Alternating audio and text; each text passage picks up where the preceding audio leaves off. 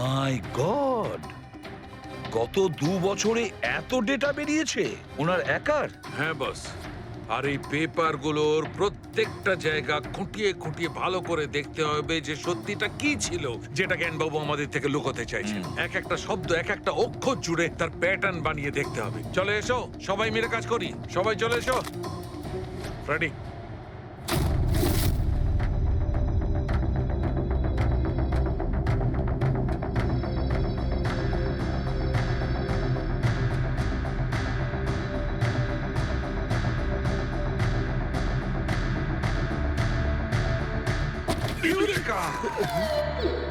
কি হলো স্যার? কি পেলেন? জানতে পারা গেছে যে আসলে ওই রহস্যটা কি, আর এই রহস্যে আছে একটা ভিলেন। জানতে পেরেছি যে জ্ঞানবাবু কিভাবে একটা একটা অক্ষর জুড়ে এই ঘটনাটাকে ব্যাখ্যা করেছেন। অক্ষর, অক্ষর থেকে তৈরি শব্দ, আর শব্দ থেকে তৈরি বাক্য, সেন্টেন্স। না জানি কত সময় লেগেছিল ওনার পুরো ঘটনাটা, পুরো সত্যিটা এভাবে বলার জন্য। হ্যাঁ বস, কম করে 6 মাস। আর সেটা তখন শুরু হয়েছিল অ্যাক্সিডেন্টের ঠিক আগে। আজকের পর থেকে এই কোম্পানিতে তুমি সাইলেন্ট পার্টনার, আর তোমার লাভ শুধুমাত্র 5% হবে, আর তার থেকে বেশি তুমি 1 টাকাও পাবে না। ও, ওকে ওকে ওকে ওকে, আমার মনে হচ্ছে তোমার এই প্রজেক্টটা কমপ্লিট হয়ে গেছে আর তুমি সফল হয়ে গেছো। হ্যাঁ, হ্যাঁ, আমি সফল হয়ে গেছি, কিন্তু আমি এই মেশিনটা গরিবদের জন্য বানিয়েছি, মানবতার জন্য বানিয়েছি, তোমার মতো লোভী মানুষদের জন্য বানাইনি। আজকের পর থেকে আমরা একসাথে কাজ করব না। আমি যাচ্ছি, কফির জন্যে বৌদিকে ধন্যবাদ জানিয়ে যাচ্ছি।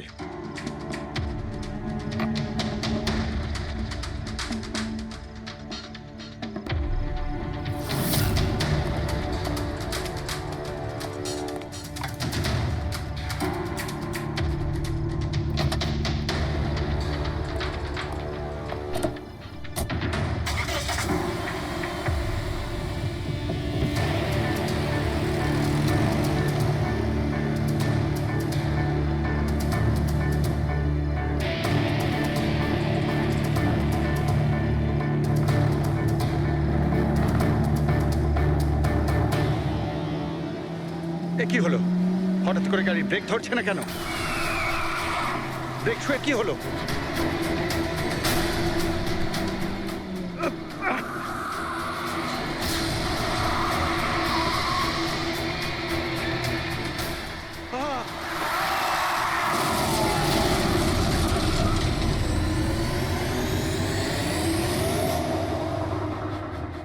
এবার বুঝতে পেরেছো আমাকে ঘাটানোর পরিণাম? আমাকে তুমি 5% দিতে যাচ্ছিলে, তাই না? এবার দেখো, আমি তোমাকে 5% দেব সারা জীবনের জন্য। তার মানে সন্দীপ যে বন্ধুত্বের নাটকটা করছিল আসলে ও মুখোশ পড়া শয়তান ছিল। আর স্যার, যদি পুরো ডেটা এই কাগজে লেখা থাকে, তার মানে হলো জ্ঞানবাবু এই কথাটা নিজের মনে রাখেননি, কাউকে না কাউকে সন্দীপবাবুর আসল উদ্দেশ্যটা বলেছেন।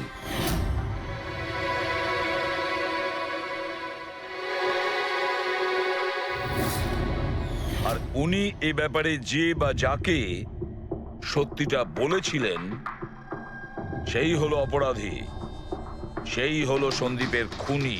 কিন্তু স্যার, যদি খুনি জ্ঞানবাবুর হয়ে প্রতিশোধ নিতে চাইতো, তাহলে খুনি ছুরিটা জ্ঞানবাবুর হাতে কেন ধরালো? ওনাকে ফাঁসাতে চাইছিল? না পুরবি, আমার তো মনে হয় না। খুনি ওনাকে সান্ত্বনা দিতে চেয়েছিল, যে এটা বোঝাতে চেয়েছিল যে দেখুন, আমি আপনার হয়ে সন্দীপকে মেরে ফেলেছি, আপনার প্রতিশোধ আমি নিলাম। আর তাকে বাঁচানোর জন্য জ্ঞানবাবু পুরো অভিযোগ নিজের উপর নিয়ে নিয়েছেন। দয়া, খুনির কাছে পৌঁছানোর একটাই রাস্তা আছে, সেই ঘড়িটা, রিস্ট ওয়াচ, যেটা রমেশ দেখেছিল।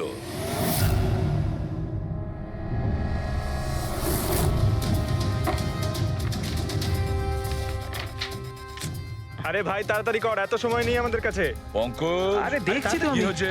স্যার, কি হলো রমেশ, মজা আসছে কি না? যথেষ্ট স্যার, আমি হাত জোড় করছি, আমি আর ঘড়ি দেখতে পারবো না। 10,000-এর উপর ঘড়ি আমাকে দেখানো হয়েছে। আমার মাথা ঘুরছে স্যার। যতক্ষণ না ঘড়ির মডেল খুঁজে পাচ্ছিস ততক্ষণ বাড়ি যেতে দেবো না তোকে। স্যার, স্যার, এই, কি স্যার, আমাকে করছিস? ক্ষমা করে দিন স্যার। আমি বলছি বাপের জন্য আর চুরি করবো না, আমাকে বাড়ি যেতে দিন ওঠ, স্যার। ওঠ, ওঠ, ওঠ, ওঠ। ওঠ। জানা তো দরকার ওই রাতে তুই ওখানে কোন ঘড়িটা দেখেছিলি, হ্যাঁ? এখন আর কটা ঘড়ি দেখবো স্যার? এতগুলো ব্র্যান্ডের এতগুলো মডেল দেখলাম স্যার, ওগুলোর মধ্যে কোনোটাই নয় ওটা। তো কোনো মডার্ন ঘড়ি ছিল নাকি? হ্যাঁ ম্যাডাম, একদম মডার্ন ঘড়ি ছিল। ঘড়ি তো ছিল কিন্তু ঠিক ঘড়ির মতো দেখতে ছিল না। কি বললি? মডার্ন ঘড়ি ছিল অথচ ঘড়ি নয়? হ্যাঁ। ঘড়ি দেখেছিস তো? ড্রয়িং করাতে পারবি? ঠিক আছে পুরবি, একে দিয়ে স্কেচ বানাও। স্যার, হ্যাঁ, স্যার এইটা।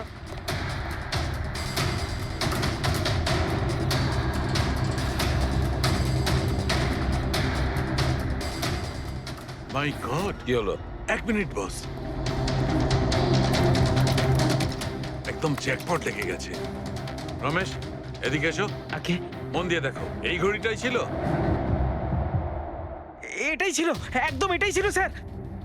এটা কিরকম ঘড়ি স্যার? চুরি করলে কত পয়সা পাবো? পয়সা নয়, টাকা পাবে, লাখ লাখ টাকা। এত দামি ঘড়ি এটা? ঘড়ি নয়।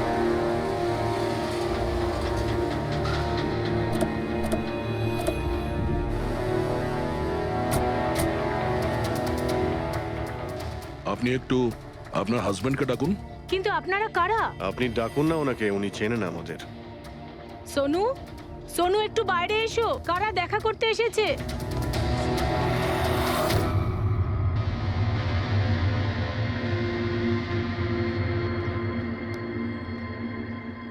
আপনারা এখানে কি ব্যাপার? এমনি এখান দিয়ে যাচ্ছিলাম তাই ভাবলাম যে দেখা করে যাই। আমি এরকম কথা আগেও শুনেছি। দেখা করে যাই না, তোমাকে গ্রেপ্তার করে নিয়ে যাই। গ্রেপ্তার? কিন্তু কিসের জন্য? আপনার স্বামী সন্দীপকে খুন করেছে। স্যার, আমি আপনাদেরকে বলেছিলাম তো, এই দেখুন, আমি ঠিক করে জলটাই খেতে পারি না, কারোর মার্ডার কি করে করব? খুন তো করেছো, আর তুমি এই হাত দিয়েই করেছো। কোথায় সেই সেটলা ওয়াচ? হ্যাঁ, ঘড়ি কোথায়? স্যার, আপনারা কোন ঘড়ির কথা বলছেন আমি কিচ্ছু জানি না। এক্ষুনি তুমি জানতে পারবে কোন ঘড়ির কথা বলছি। ফ্রেডি, পঙ্কজ, ঘরে তল্লাশি নাও। পঙ্কজ, উপরে যা, আমি বেডরুমটা দেখছি।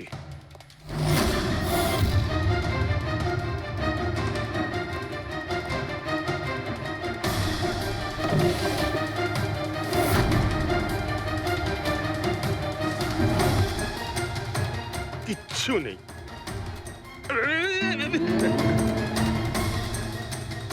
কি ফুটলো?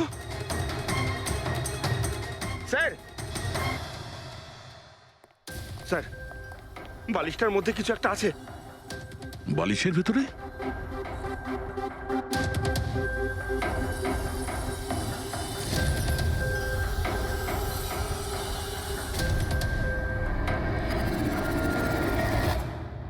তাই তো, ঘড়ির মতো দেখতে। হ্যাঁ। এই ঘড়িটা কার? আর এই বালিশের ভেতরে কি করছে? আমি কি করে জানবো? যে দোকানদারের থেকে বালিশটা কিনেছিলাম তারই হবে। পড়ো এটা। স্যার, আমি কারোর ঘড়ি কেন পড়তে যাবো স্যার? তুমি এটা পড়বে নাকি অ্যারেস্ট করবো আমরা? অভিজিৎ, একটা কাজ করি, আগে আগে ঘড়ি পরাই, হাত করা তো নিজের থেকেই লেগে যাবে। হ্যাঁ, নাও ওই ঘড়িটা খোলো। স্যার,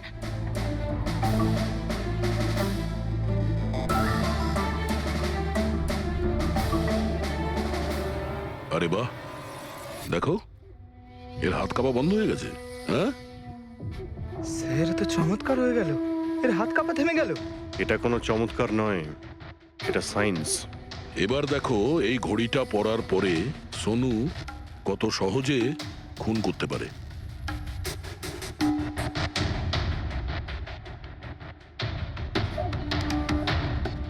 স্যার, কিন্তু এই ঘড়িটা কাজ করে কি করে?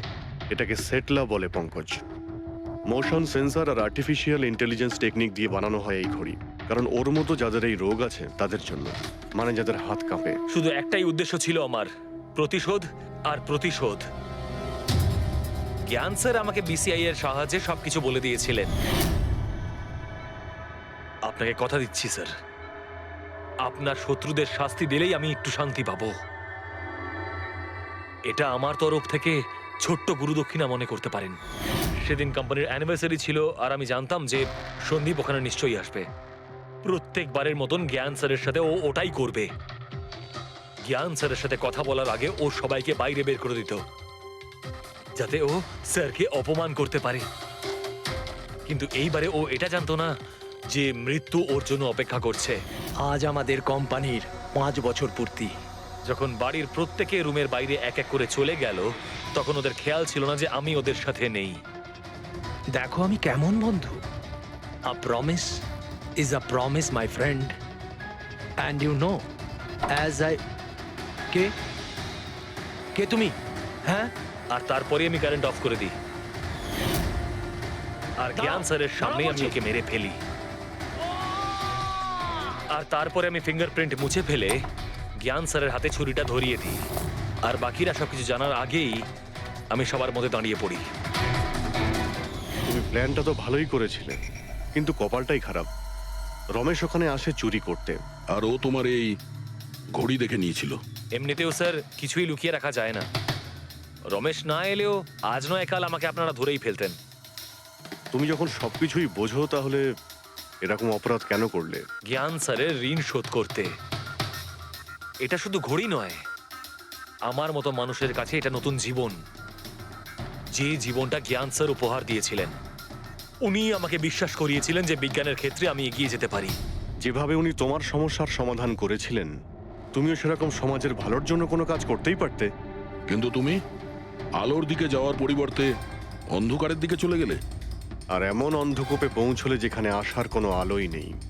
যদি কিছু থাকে, সেটা হলো শুধু ফাঁসির দড়ি। জ্ঞান স্যার, দেখুন আপনার পছন্দের ফুল আফ্রিকান ডেজি। আপনার এই রঙের ফুল খুব ভালো লাগে, তাই না? এই বৃষ্টিটা খুব অদ্ভুত জিনিস। আগের বছর একদম হলো না, আর এবছর এত হলো যে কয়েক জায়গায় বন্যা চলে এলো।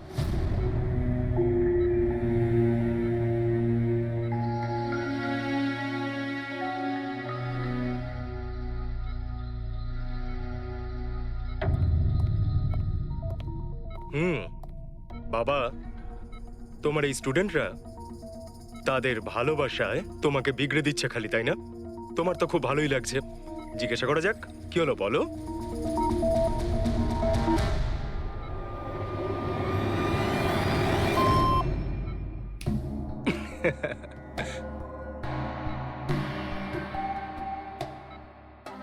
আরে এগুলো তো ময়লা কাপড়, তাই না? দিন, এটা আমাকে দিন। ভাই, আমি আসছি।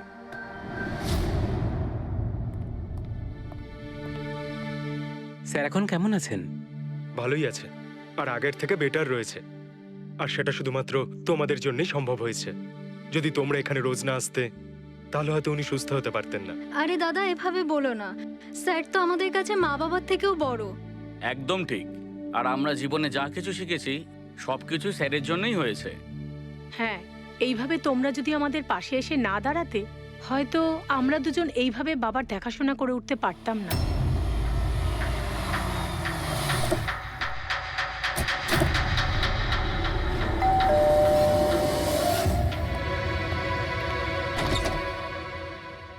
সন্দীপ আঙ্কেল, নমস্কার আঙ্কেল। নমস্কার। ভালো আছো? তোমার বাবা কেমন? ভালো আছেন, খুব ভালো আছেন। বাহ, বেশ কথা। দেখো, ওর জন্য এটা এনেছিলাম।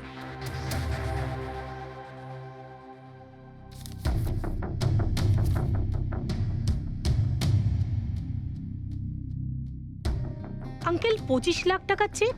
হ্যাঁ মা, আজ জ্ঞানদীপ ইনোভেশনস এর 5 বছর পূর্তি। সেটার উপহার ভাবতে পারো। আঙ্কেল, সেটা ঠিক আছে, কিন্তু বাবা তো গত 2 বছর ধরে কোম্পানির জন্য কোনো কাজই করেনি। দেখো, কিছু সম্পর্ক এই সমস্ত কথাবার্তার অনেক ঊর্ধ্বে হয়। তোমার বাবা আর আমার বন্ধুত্ব অনেকটা এরকম। চলো জ্ঞানের সঙ্গে দেখা করি। বাবা, দেখো কে দেখা করতে এসেছেন। কেমন আছে আমার বন্ধু? আরে, আগে থেকে তো অনেক ফিট মনে হচ্ছে। যদি তোকে এত হ্যান্ডসাম লাগে, নার্স তোকে ভালোবেসে ফেলবে। শোনো প্লিজ, আমি তোমার বাবার সঙ্গে কিছু কথা বলতে চাই, if you don't mind. Sure uncle, যাও যাক। হ্যাঁ হ্যাঁ, প্লিজ এসো সবাই। ওনার এই চেকটার জন্য আমাদের সত্যি খুব হেল্প হয়ে যাবে। হ্যাঁ, পাপার জন্য একটা অ্যাডভান্স বেড নিয়ে আসতে পারি, তাই না? হ্যাঁ, আরে স্যার স্যার কি হলো? স্যার কি হলো? লাইট অন্ধকার কেন এখানে? লাইট কি হলো? কি হলো? সন্দীপ আঙ্কেল?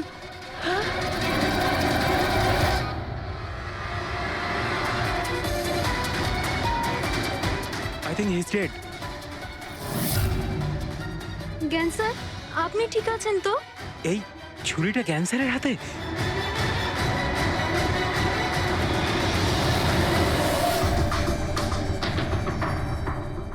আচ্ছা, তুমি এটা বলছো যে তোমার বাবা জ্ঞানবাবুর হাতে ছুরি ছিল, কিন্তু উনি সন্দীপবাবুর খুন করেননি। স্যার, উনি কিভাবে খুন করতে পারেন? 2 বছর ধরে তো উনি প্যারালাইজড। ওনার সিএলআইএস হয়েছে। Complete locking syndrome. হ্যাঁ স্যার, এই পরিস্থিতিতে শরীরের কোনো অংশই কাজ করে না, এমনকি চোখের পাতা পর্যন্ত পড়ে না। ওনার প্যারালাইসিস হলো কি করে? স্যার, 2 বছর আগে বাবার একটা অ্যাক্সিডেন্ট হয়েছিল। অদ্ভুত ব্যাপার, 2 বছর আগে ওনার অ্যাক্সিডেন্ট হয়েছিল, তখন থেকে উনি বিছানায়। তাহলে ওনার হাতে ছুরি এলো কি করে? স্যার, এটা অসম্ভব। খুন জ্ঞান স্যার নয়, অন্য কেউ করেছেন। আরে কিন্তু ছুরি তো ওনার হাতেই ছিল। হয়তো খুনি এই কাজটা করেছে। তার মানে হলো এই রুমে জ্ঞানবাবু আর সন্দীপবাবু ছাড়া আরো কেউ ছিল? না স্যার, আমরা সবাই তো নিচেই ছিলাম। হ্যাঁ স্যার, আর ঘরে তো আর কেউ ছিল না স্যার। তার মানে তুমি এটা বলতে চাইছো যে এই খুন জ্ঞানবাবু করেছেন? না স্যার, আমি সেটা বলতে চাইনি। তুমি কি বলতে চাইছো? সন্দীপ তাহলে নিজেকেই ছুরি মেরেছে, আর মারা যাওয়ার আগে ছুরিটা ওনার হাতে ধরিয়ে দিয়ে যায়? হ্যাঁ, আবার এমন নয় তো যে জ্ঞানবাবুর কোনো শরীর খারাপই নয়, শুধু অ্যাক্টিং করছেন? স্যার, আপনি এসব কি বলছেন? যেটা আপনি শুনলেন, যদি আপনার কোনো আপত্তি না থাকে আমরা আপনার বাবাকে আরেকবার চেক করতে চাই। করুন আপনি। আমরা কি মিথ্যা বলছি নাকি? দেখে নিচ্ছি।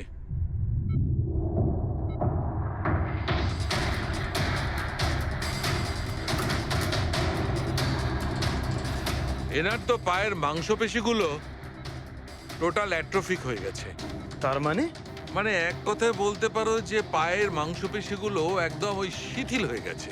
উনি যদি চানও তাহলে 1 ইঞ্চিও এই খাট থেকে নড়তে পারবেন না। স্যার, এবার তো আপনাদের বিশ্বাস হয়েছে, তাই না, যে আমার বাবা নাটক করছে না? এটা তো একদম শিওর যে ওই সময় তৃতীয় কেউ ছিল এখানে। আচ্ছা, এই উনি আবার জানালা দিয়ে আসেনি তো? পঙ্কজ, ফ্রেডি, তোমরা জানালার আশপাশটা ভালো করে চেক করে দেখো তো কোনো প্রমাণ পাওয়া যায় কিনা। স্যার,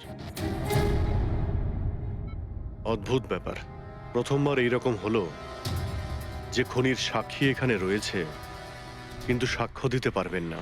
সেটা পাওয়া যেতে পারে স্যার, সাক্ষ্য কি করে পাবো? এই মেশিনের সাহায্যে, যার নাম হলো BCI, ব্রেন কম্পিউটার ইন্টারফেস। এই মেশিনটা প্যারালাইজড পেশেন্টদের অনুভবগুলোকে বুঝতে সাহায্য করে। অদ্ভুত ব্যাপার, এটা কি সম্ভব? নিশ্চয়ই সম্ভব স্যার। স্যার, এই মেশিনটা রক্তের অক্সিজেন ফ্লোকে বুঝে নিয়ে পেশেন্টের অনুভবগুলোকে ব্যক্ত করে দেয়। একটু ভালো করে এক্সপ্লেন করো দেখি। স্যার, আমি বলছি, এই মেশিনটা মাথার ভিতরে রক্ত প্রবাহকে ডিটেক্ট করে, তারপর এটা ক্যালকুলেশন করে যে আলাদা আলাদা পরিস্থিতিতে আলাদা আলাদা প্রশ্ন করলে তার উত্তরে মস্তিষ্কের ভিতরে রক্ত প্রবাহ কেমন হচ্ছে। ও, আর এই রক্তের মাত্রা এইটা বলতে পারবে যে ওই সময় এই মানুষটা কি ভাবছিল, এর মনের মধ্যে কি চলছিল। Exactly. Good, very good. Freddie sir, এখান থেকে ওপরে যাওয়ার কোনো রাস্তা নেই। সে আমি জানি। এই পাইপটা দেখ, খুনি এই পাইপটা বেয়েই উপরে উঠেছিল, খুন করে এই পাইপটা ধরেই বেয়ে নিচে নেমে গেছিল। আর ওই ভাঙা টপটা দেখতে পাচ্ছিস, ওইটার উপরই পড়ে দৌড়ে পালিয়েছিল। চলুন স্যার, নিচে গিয়ে দেখি। চল। আমার বাবা অ্যাক্সিডেন্টের আগে এই টেকনিকটাকে আরো এগিয়ে নিয়ে যেতে চেয়েছিলেন। বাবা সবসময় এটা বিশ্বাস করতেন যে বিজ্ঞানের কাছে সব প্রশ্নের উত্তর রয়েছে, প্রয়োজন শুধু চোখ খুলে সমাধানটা খুঁজে বের করা। আপনার বাবা একদম ঠিক কথা বলতেন। হ্যাঁ স্যার, জ্ঞান স্যার চেয়েছিলেন যে বিজ্ঞানের জন্য তারা চোখে দেখতে পাক যারা দৃষ্টিহীন, যারা শুনতে পায় না তারা যেন শুনতে পায়। মানুষের উপকার করতে চেয়েছিলেন জ্ঞান স্যার। আর নিয়তির খেলা দেখুন, আজ ওনারই আবিষ্কার ওনাকে সাহায্য করছে, যেটা একদিন ওনার অনেক বড় স্বপ্ন ছিল।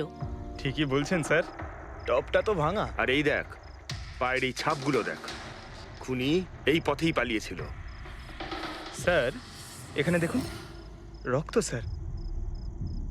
তার মানে পঙ্কজ, ঘরের ভেতর আরো কেউ ছিল যে সন্দীপ বাবুকে খুন করেছে। রক্তের এই স্যাম্পলটা নিয়ে ফরেন্সিক ল্যাবে যাওয়া যাক। আচ্ছা, এই জ্ঞানবাবু বিসিআই এর সাহায্যে কি কথা বলতেন? যেরকম ওনার যখন খিদে পেত উনি সেটা বলতেন, যদি ওনার বেড প্যানের প্রয়োজন হতো সেটাও বলতেন, এমনকি বাবা ওটা দিয়ে দাবাও খেলতেন স্যার। কি দাবা খেলতেন? গ্রেট। হ্যাঁ স্যার, যেমন যেমন প্যাটার্ন এনার মনের মধ্যে তৈরি হতো সেই অনুযায়ী অক্ষরের পেছনে লাইটগুলো জ্বলে উঠতো, আর আমরা অক্ষরগুলোকে মিলিয়ে বুঝে যেতাম যে ইনি কি বলতে চাইছেন। তাহলে তো উনি বলতে পারবেন যে খুনি কে? হ্যাঁ স্যার, নিশ্চয়ই। স্যার, বাবাকে একবার জিজ্ঞেস করা উচিত। অবশ্যই করব। আগে তো আমরা ভালো করে তদন্ত করে নিই।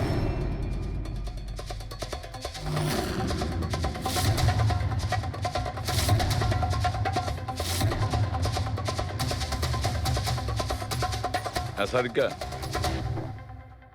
ছুরির মধ্যে কিছু পেলে? শুধু মিস্টার জ্ঞানের আঙুলের ছাপ পাওয়া গেছে, আর কারোরই নয়। তাহলে হতে পারে খুনি গ্লাভস পরেছিল স্যার খুন করার সময়। তার মানে খুনি জানলা দিয়ে ঘরের ভেতরে আসে, ও সন্দীপকে মারে, আর সেই ছুরিটা জ্ঞানের হাতে ধরিয়ে দেয়, আর তারপর লোকেরা এই রুমে আসার আগেই ও জানলা দিয়ে পালিয়ে যায়। স্যার, এটাও তো হতে পারে যে খুনি কোনো বাড়ির লোক। না পূর্বী, রুমে যতগুলো লোক ছিল স্যার, তাদের কারোর শরীরে এই চোট বা আঘাতের চিহ্ন ছিল না স্যার। আর ওই শুকিয়ে যাওয়া রক্ত, ওটা কোনো বাইরের লোকেরই। একটা কথা বুঝতে পারছি না দয়া, যদি খুনি বাইরের লোক হয় তাহলে এটা কি করে জানলো যে সন্দীপ জ্ঞানের সঙ্গে দেখা করতে আসবে? 10 মিনিট আগে সন্দীপ পৌঁছে যায় আর তারপর ওর খুন হয়ে যায়। স্যার, এমন মনে হচ্ছে যে হতে পারে এই খুনি সন্দীপ বাবুকে ফলো করছিল, আর যখন সন্দীপ বাবু তার পুরো দিনের শিডিউল বানাচ্ছিল, হতে পারে কোনোভাবেও জেনে গেছিল যে বিকেল বেলায় সন্দীপ বাবু জ্ঞান বাবুর সঙ্গে দেখা করতে যাচ্ছেন। সে ঠিক আছে, কিন্তু এরা দুজনেই সন্দীপ আর জ্ঞানবাবু কথা বলবে সেটা কি করে জানলো? স্যার, এটাও হতে পারে যে খুনি জানতো না, আর যেহেতু ও ওকে ফলো করছিল, যেই সুযোগ পেয়েছে রুমে ঢুকে ওকে মেরে দিয়েছে। দয়া, নিশ্চয়ই ওর সঙ্গে কোনো শত্রুতা ছিল এই সন্দীপের ওপর, সেই জন্যই তো খুনি পিছু না ছাড়েনি। আর বস, যার সঙ্গে এই সন্দীপ বাবুর শত্রুতা ছিল তার এ প্লাস্টিক অ্যানিমিয়া ছিল। ও আচ্ছা, এই জিনিসটা আসলে কি স্যার? পঙ্কজ, এটা একটা খুব রেয়ার ডিজিজ। এই অসুখটা খুব কম লোকের হয়। এতে মানুষের বোন ম্যারো আর বোন ম্যারো স্টেম সেলস ধীরে ধীরে নষ্ট হতে থাকে। রক্তের লোহিত রক্তকণিকা, শ্বেত রক্তকণিকা আর প্লেটলেটস সব ধীরে ধীরে নষ্ট হতে থাকে। যদি এই রোগটা রেয়ার হয় তাহলে খোঁজ নেওয়া খুব একটা কঠিন হবে না যে শহরে কতজন লোক আছে যাদের এই ধরনের রোগ আছে। এ প্লাস্টিক অ্যানিমিয়া।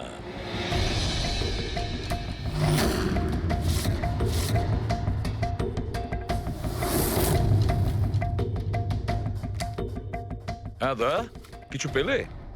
হ্যাঁ স্যার, এই শহরে সব মিলিয়ে 45 জন লোক আছে যারা এই রেয়ার অসুখে ভুগছে স্যার।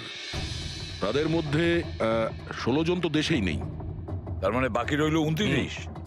তাদের মধ্যে 14 জন এমন লোক আছে যারা বয়স্ক, মানে উঁচু ব্যালকনি থেকে লাফাতে পারবে না। বাকি রইল 15। তাদের মধ্যে 7 জন বাচ্চা আছে যাদের বয়স 12 বছরের কম। তাহলে বাঁচলো 8 জন। হ্যাঁ স্যার, আর 8 জনের মধ্যে তো 4 জন এমন আছে স্যার যারা অনেক বেশি মোটা স্যার। এই দেখুন, ও এরা না ওই ব্যালকনিতে উঠতে পারে না লাফাতে পারে, অসম্ভব স্যার। তার মানে দয়া, আমাদের কাছে সাসপেক্ট 4 জন। 4 জন সাসপেক্ট। হ্যাঁ স্যার। নাম কি তাদের? স্যার, লীলা, রমেশ, সুনীল আর হেমন্ত। নীলা, রমেশ, সুনীল আর হেমন্ত। রবি, স্যার, একটু দেখো তো আমাদের ক্রিমিনাল ডেটাবেসে কোনো পুরনো পাপি কিনা।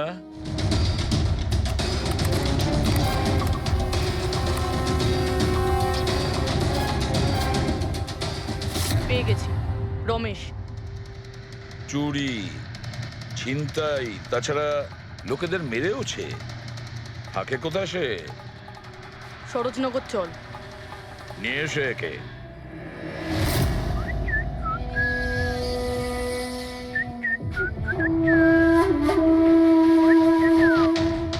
মালা, একটা ফুলের মালা আমাকেও একটু পরাও। আচ্ছা বলো, বিয়ে কবে করছো? বিয়ে? আর তোকে? আমার এতটাও খারাপ সময় আসেনি যে তোকে বিয়ে করতে হবে। কেন? তুই এতটাই খারাপ দেখতে যে তোর বাড়ির আয়না ভয় পেয়ে যায় তোকে দেখে। কিন্তু তোমার বাড়ির আয়না তোমার জন্য কবিতা বলে এটা আমি খুব ভালো করে জানি। আরে তোর হাতে আবার কি হলো? আরে কিছু না, শত্রুর সাথে যুদ্ধ করতে গেলে এরকম চোট লেগেই থাকে মালা দেবী। নাটক করিস না, বল কি হয়েছে? ব্যাপারটা এই যে আমি হেঁটে হেঁটে যাচ্ছিলাম, হঠাৎ করে দেখলাম একটা বুড়ি মহিলা রাস্তা পেরোনোর জন্য এগোচ্ছিল। তখনই উল্টো দিক থেকে একটা মোটরসাইকেল খুব জোরে, খুব স্পিডে, 100 স্পিডে ওর দিকেই এগোচ্ছিল। যখনই মোটরসাইকেল ওই বুড়ি মহিলাকে ধাক্কা মারতে যাচ্ছিল, মাঝখানে পৌঁছে গেলাম আমি আর বাঁচিয়ে নিলাম ওকে। আচ্ছা, তুই এতটাই সাহসী? আমি কি কি ভালো পারি সে ব্যাপারে তো তুমি এখনো জানোই না। আচ্ছা বল, আর কি কি গুণ আছে তোর মধ্যে? আমার ভালো গুণগুলো হলো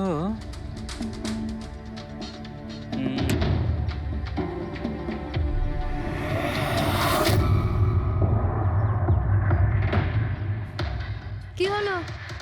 তোর মুখটা ভয়ে এভাবে ফ্যাকাশে হয়ে গেল? মালা মালা আমাকে একটু একটু একটু লুকোতে দে। আরে মালা লুকোতে দে। লুকোচ্ছিস কেন? আরে মালা আরে কেন লুকোচ্ছিস তুই? এটা কি করে দিলি তুই? আমার সব ফুল নষ্ট করে দিলি। স্যার এ তো সেই।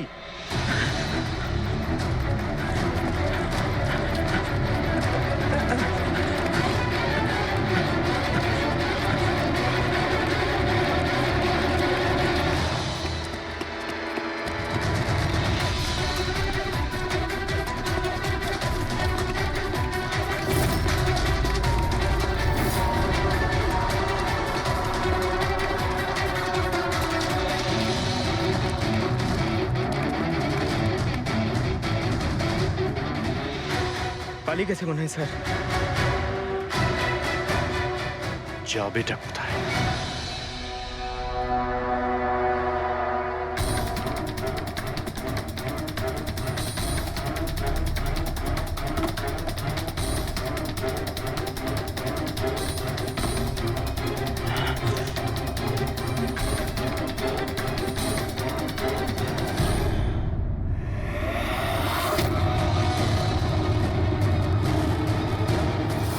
আয় আয় আয়, তোরই বাড়ি এটা।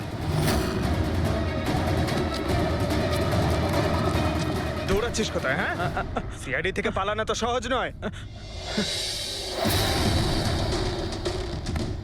আমার একটা গুণ আছে,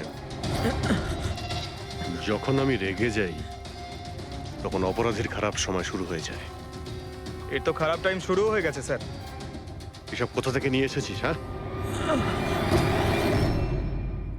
আনিনি স্যার, নিজে বানিয়েছি। এই মেশিনটা তুই বানিয়েছিস? দেখে তো মনে হচ্ছে চাও ঠিক করে বানাতে পারিস না, মেশিন বানিয়েছিস। কোথা থেকে চুরি করেছিস? না স্যার, আমি চুরি করিনি। শুধু চুরি করিসনি, খুনও করেছিস তুই। খুন? কার sir? D117 MG road, Sundarnagar. এখানে গেছিলি তো তুই? তোর হাতে আঘাত লেগেছে না? তোর এই রক্ত আমরা ওখানে পেয়েছি। আমার ছিল না স্যার। তোরই ছিল। তুই যে হসপিটালে ট্রিটমেন্ট করিয়েছিলি সেখানেই ম্যাচ করে গেছে। মাঝার কোনো রাস্তা নেই? না, সোজা ফাঁসি। চুরির জন্য ফাঁসি দিয়ে দেবে? চুরি নয়, খুন। সন্দীপের খুন। না স্যার, আমি কোনো খুনই করিনি। আমি তো শুধু ওখানে চুরি করতে গেছিলাম। তুই একে খুন করিসনি? হে ভগবান, কি বিপদে পড়লাম। মায়ের দিব্যে বলছি স্যার, আমি কোনো খুন করিনি। আমি তো খবর পেয়েছিলাম যে ওখানে একটা লোক থাকে যার প্যারালাইসিস হয়ে গেছে। চুরি কোথায় করতে হবে সেটা ভালো করে জেনে নিয়ে আমি ওখানে শুধু চুরি করতে গেছিলাম। আমি ওখানে শুধু এই কারণেই গেছিলাম। আমি তোকে চিনিও না, কেন মারবো? কারণ সন্দীপ তোকে চুরি করার সময় দেখে ফেলে, তাই একটা অপরাধ লুকোতে গিয়ে আরেকটা করে ফেলেছিস। হ্যাঁ, এই কথাটা সত্যি স্যার যে আমি ওখানে গেছিলাম আর সন্দীপ আমাকে দেখে চিৎকারও করেছিল। ওর চিৎকার শুনে আমি ভয় পেয়ে গিয়ে পালিয়ে এসেছিলাম। তাহলে তোর লাগলো কি করে? এটা যখন সন্দীপ চিৎকার করলো তখনই লাইট চলে গেছিল আর অন্ধকারে আমি নিচে লাফালাম। ওই লাফাতে গিয়ে চোট লেগে গেছে। ওই রুমের মধ্যে তুই ছাড়া সেই সময় আর কেউ ছিল না। তুই খুন না করলে কে খুন করবে? না স্যার, আমি ছাড়া অন্য কেউ ছিল ওখানে। কে?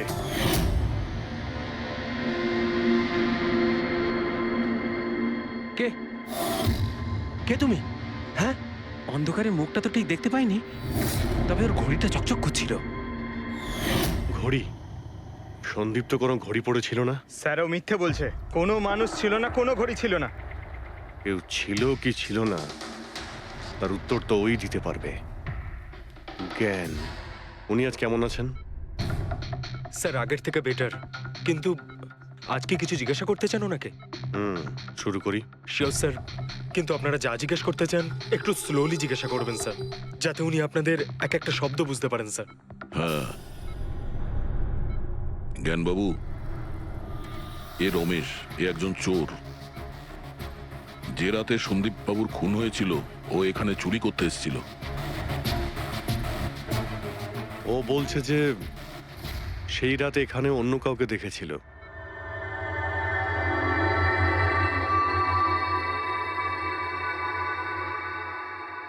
রমেশ, ওই রাত্রে তুমি যেখানে দাঁড়িয়েছিলে সেখানে গিয়ে দাঁড়িয়ে যাও। হ্যাঁ স্যার, স্যার আমি এই দিক দিয়ে ঢুকেছিলাম আর এখানে এলাম, আর তারপর আমি এদিকে দেখলাম, আর যখনই আমি এখানে পৌঁছালাম দেখলাম সন্দীপ ওখানে দাঁড়িয়ে আছে। আমি ভয় পেয়ে পেছন থেকে ঘুরলাম আর তখনই কারেন্ট চলে গেল। এখানে দাঁড়িয়েছিলে মানে উনি নিশ্চয়ই তোমাকে দেখেছেন। আচ্ছা, ও কি এখানে ছিল?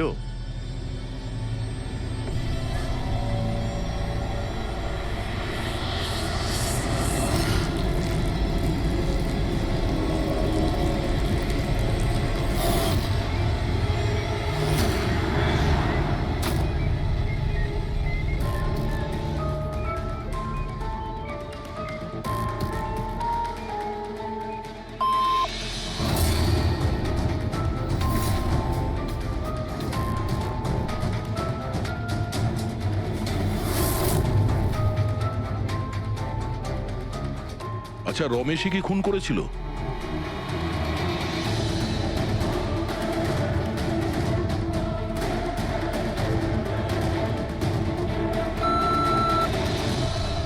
নো নো স্যার, নো মানে না স্যার, আমি বলেছিলাম না আমি মারিনি স্যার। হ্যাঁ ঠিক আছে, তুমি এদিকে দাঁড়াও। আচ্ছা আচ্ছা, আপনি এটা বলুন, আপনি কি খুনিকে দেখেছেন? আপনি চেনেন খুনিকে?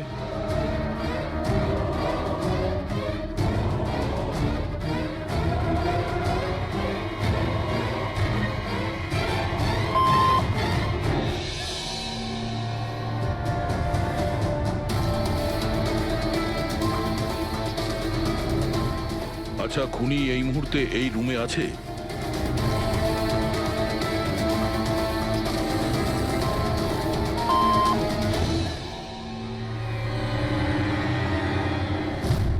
তার মানে খুনি আমাদের মধ্যে কেউ একজন। আপনার কোনো স্টুডেন্ট?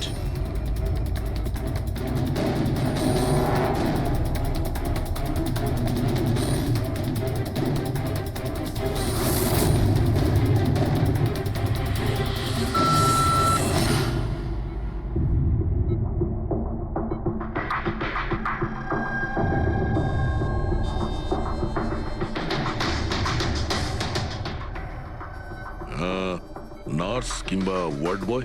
এসবের মধ্যে আপনারা আমাকে কেন টানছেন? আপনি যদি কিছু করেই না থাকেন, আপনি ভয় পাচ্ছেন কেন?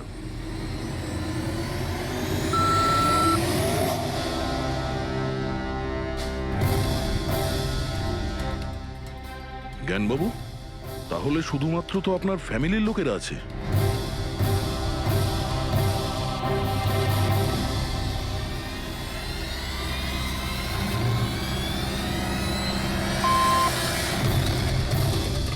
হ্যালো, রিল্যাক্স, ওখানে দাঁড়িয়ে থাকো। যাও, ওখানে দাঁড়িয়ে থাকো। আচ্ছা, এটা বলুন, আপনার ছেলেই কি খুনি?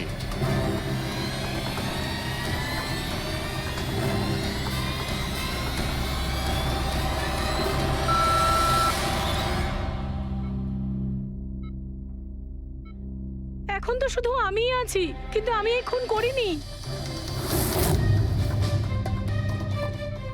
জ্ঞানবাবু, আচ্ছা জ্ঞানবাবু, রিনা খুনি?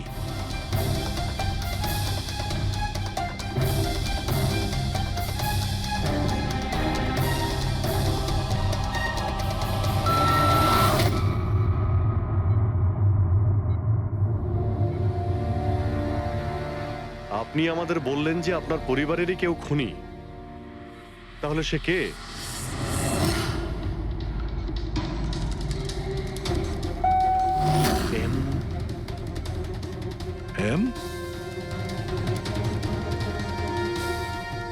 আপনাদের মধ্যে কার নাম এম থেকে শুরু হয়? MEP মানে উনি? জ্ঞানবাবু, আপনি বলছেন যে খুন আপনি করেছেন?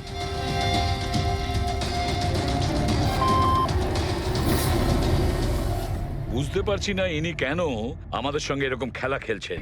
কালকের কাগজে হয়তো আসবে যে সিআইডি নাকি খুনের অপরাধে এমন লোককে অ্যারেস্ট করেছে যে নাকি প্যারালাইসিস হয়ে পড়ে আছে 2 বছর ধরে। খুনি নিশ্চয়ই জ্ঞানবাবুর আশেপাশের কেউ। উনি ওকে বাঁচানোর চেষ্টা করছেন, জানি না কেন।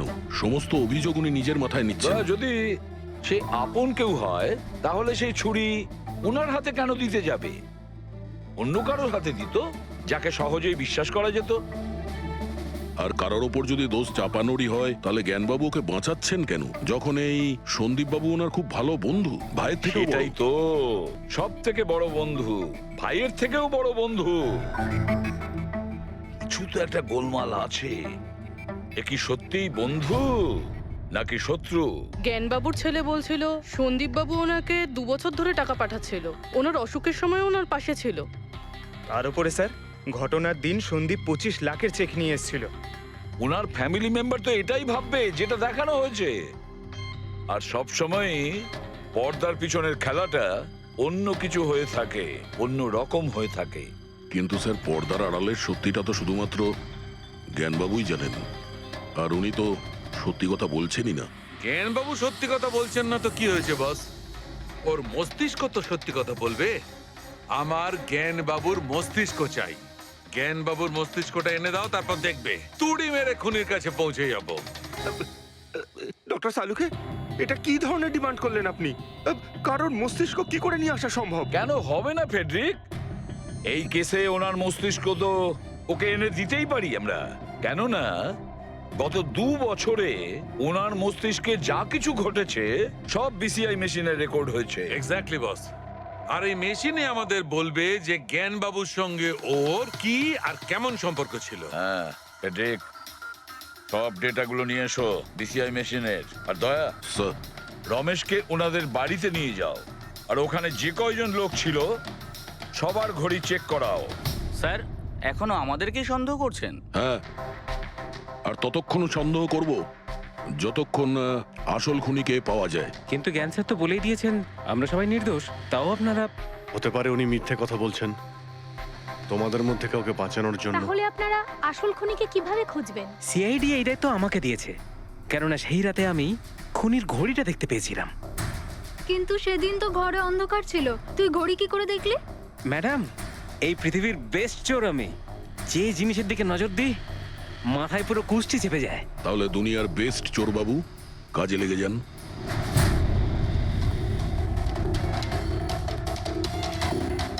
সস্তা, টেকসই, সুন্দর, 11,000 টাকা। না, এ নয়।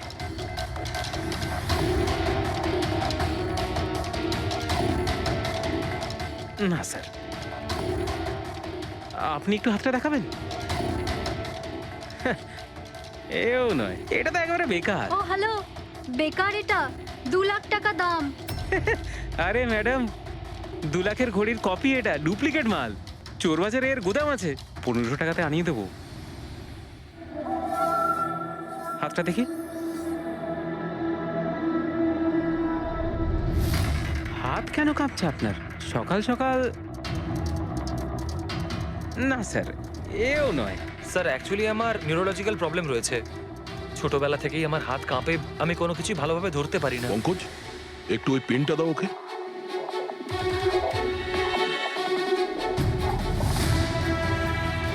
ঠিক করে ধরবেন আপনি। এ তো পেনটাও ধরতে পারছে না। স্যার, অ্যাকচুয়ালি জ্ঞান স্যার আমার এই প্রবলেমটাই সলভ করতে চেয়েছিলেন।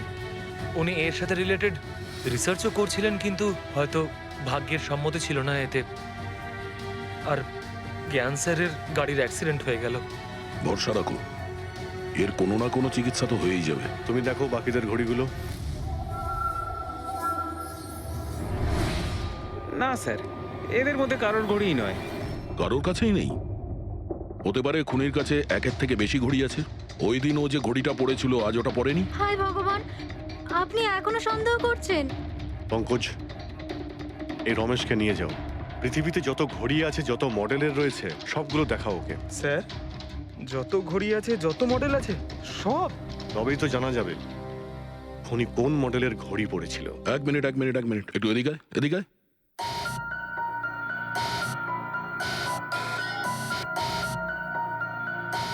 এই নাও, নিজের মানিব্যাগ সাবধানে রাখবেন যখন এই লোকটার সাথে আছে। হ্যাঁ, বলেছিলাম না পৃথিবীর বেস্ট চোর আমি। আর দীপিকার ইয়াররিং আমার ইয়াররিংস? বার কর। স্যার, আপনি এটাও দেখে ফেলেছেন? সিআইডি থেকে কিছু লুকোনো যায় না। হ্যাঁ, যা। আয় বেস্ট চোর, এদিকে আয়।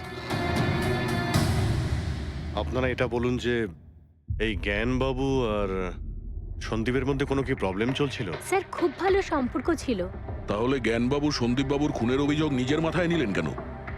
ওনাদের দুজনের ভেতরে কোনো টেনশন হয়েছিল?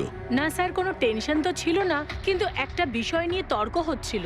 অ্যাক্সিডেন্টের ঠিক আগে ওনার বিসিআই মেশিনটা একটা পয়েন্টে এসে আটকে গেছিল, আর কোনো রকম সলিউশনও পাওয়া যাচ্ছিল না। এই জন্য জ্ঞান স্যার সবসময় বিরক্ত থাকতেন আর খুব রাগও করতেন।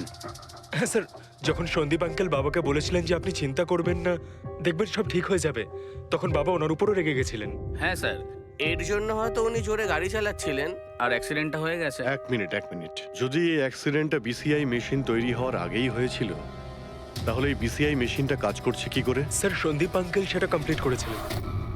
সন্দীপবাবু? কিন্তু উনি তো কোনো সায়েন্টিস্ট ছিলেনই না। হ্যাঁ, কিন্তু জানি না স্যার, সন্দীপ আঙ্কেল ওই মেশিনের সব সমস্যাগুলো ঠিক করে দিয়েছিলেন স্যার। আর বাবার অ্যাক্সিডেন্টের 1 মাস পরেই ওটা কাজ করতে শুরু করে দেয়, আর প্রজেক্টও সাকসেসফুল হয়েছে স্যার। অদ্ভুত ব্যাপার, এটা কি করে হতে পারে? একজন নন সায়েন্টিস্ট এরকম কমপ্লিকেটেড মেশিন কি করে চালু করতে পারে, যেটা ওনার মতো বৈজ্ঞানিকই শুরু করতে পারেননি? বোধহয় আন্দাজি করে ফেলেছিলেন।